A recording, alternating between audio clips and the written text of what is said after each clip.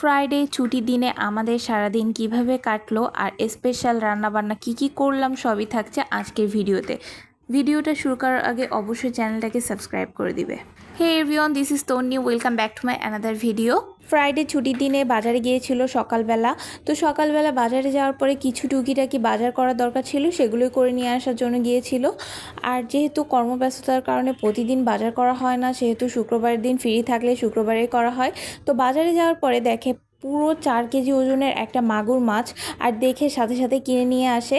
মাগুর মাছটার সাইজ কিন্তু অনেক বড়, হয়তো ভিডিওতে এটাকে ছোট মনে হচ্ছে, কিন্তু এটা ছিল অনেক বড়, প্রায় 4 কেজি ওজনের। এই যে 2 হাতে ধরার পর দেখতে পাচ্ছ কতটা বড়। মাছের সাথে যুদ্ধ করার পরে অবশেষে আমরা মাছটাকে কাটতে পেরেছিলাম। দিন আমরা রান্নাবান্না শুরু করে দিয়েছিলাম। দুপুরের লাঞ্চের জন্য ছিল রোস্ট, সেই সাথে ছিল পোলাও আর সেই মাগুর মাছ ভুনা। তো মাগুর মাছ ভুনাটা হইতে লেট হচ্ছিল, যার কারণে জিহানকে আগে আগে খাবার দিয়ে দিচ্ছিলাম।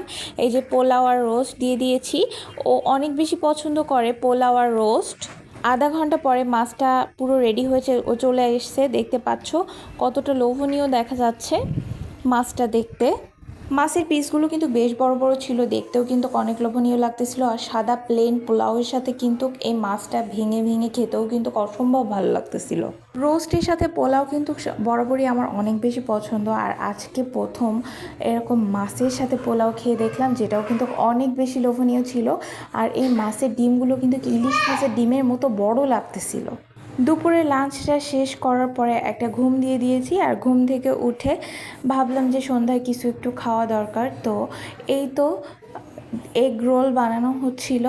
তো এগ রোলটার ভিডিওটা পুরোপুরি দিতে পারিনি, আমার কাছে ভিডিও ফুটেজটা ডিলিট হয়ে গিয়েছিল, মানে ইউটিউবের জন্য যেগুলো নিয়েছিলাম সেগুলো ডিলিট হয়ে গিয়েছিল। আর এটা কিন্তু অসম্ভব ভালো লাগতেছিল। সেই সাথে নুডলস রান্না করা হয়েছিল।